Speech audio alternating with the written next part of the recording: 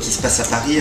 Bon, après, on connaît tous les problèmes qu'on a de tourner à Paris, notamment, enfin, il y a pas mal de soucis. On s'est tous mis d'accord pour aller tourner à Prague. Donc on y est allé avec mon directeur de prod plusieurs fois pour faire des repérages, pour repérer la bonne rue qui pouvait ressembler, s'apparenter à une rue parisienne.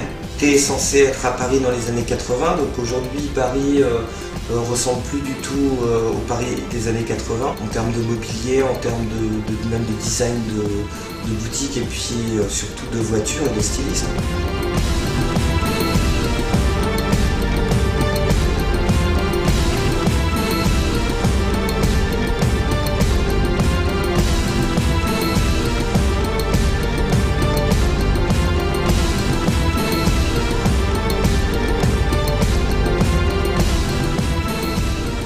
Les créas et qui te raconte le film tel qu'il l'imagine, et comme je disais surtout qui ne voyait pas du tout un film esthétisant et plutôt on était vraiment dans la tourmente. Je me suis dit par rapport à cette idée de retour à l'origine, c'était beaucoup plus intéressant d'avoir l'axe sur la continuité sans aucun plan de coupe. Donc voilà le plan séquence. L'idée de ce film en fait c'est d'être à la place de quelqu'un qui se explosion, dans un attentat. Nous, ce qu'on a fait donc, pour réaliser, on a utilisé donc, ce qu'on appelle un motion control.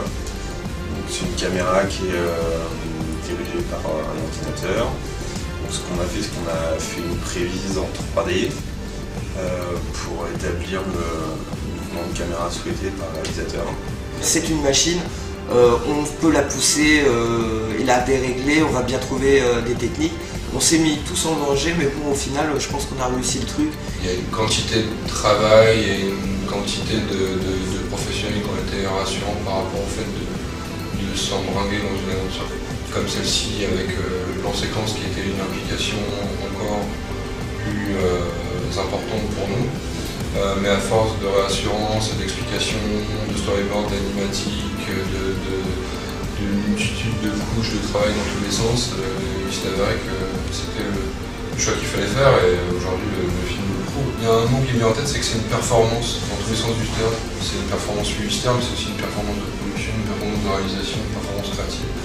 C'est un objet comme ça à part entière avec un vrai parti pris, il n'y a pas de cut. Il y a un truc en arrière, il y a une espèce d'explosion de carnage au milieu. C'est très expérimental.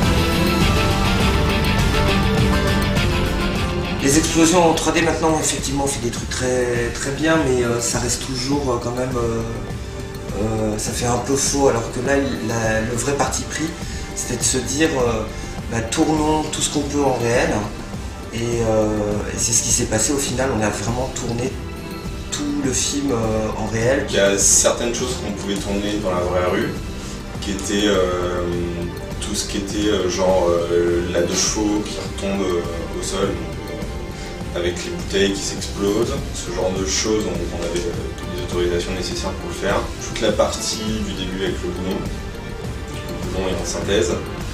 Les parties qui n'étaient pas possibles, c'était donc bien évidemment faire exploser la voiture. Donc ça a été tourné sur le deuxième décor où on a recréé donc la même rue mais tout en bleu.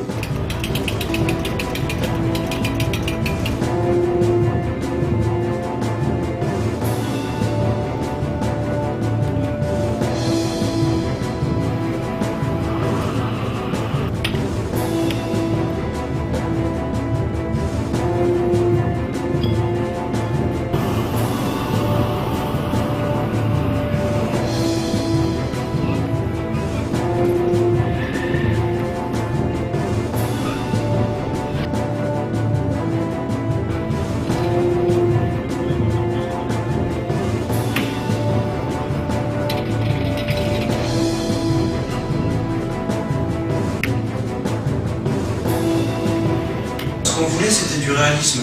Donc plus on pouvait faire de choses en vrai, mieux c'était pour le film. Notamment pour l'explosion de la voiture, c'est vrai qu'on a eu d'autres études, d'autres réalisateurs qui nous ont proposé de faire pas exploser des voitures en vrai. Pour nous, c'était pas satisfaisant, au-delà d'une simple lubie de créatif ou de réalisateur dégénéré, c'est d'atteindre un niveau de réalisme bluffant, et c'est pour ça que le film aujourd'hui il est immersif et qu'on se le prend dans la gueule.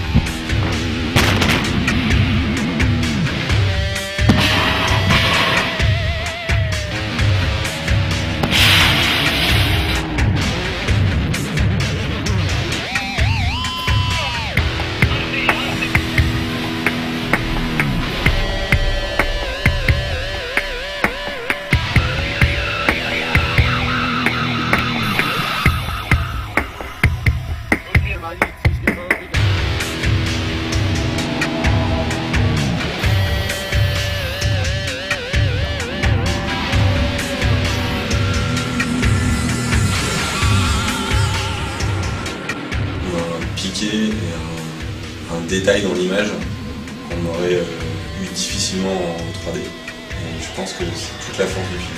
C'était pas mal de stress, pas mal d'attente avant chaque prise, mais pas mal de préparation. Et puis quelque part, il y avait un côté pas le droit à l'erreur dans ce qui se passe. Et je vais quand même remercier mon pote Claude. On s'est bien amusé, on en a bien chié. Et ça restera un bon souvenir. Le film, il est ce qu'il est, et il est important et impressionnant dans la campagne. Mais il fait aussi partie d'un dispositif global justement qui retrace la période Carlos que le monde a subi par ce film, par une affiche qu'on verra bientôt sur les murs, et par un site internet qui est assez important et assez détaillé sur le mal que ce mec a pu faire.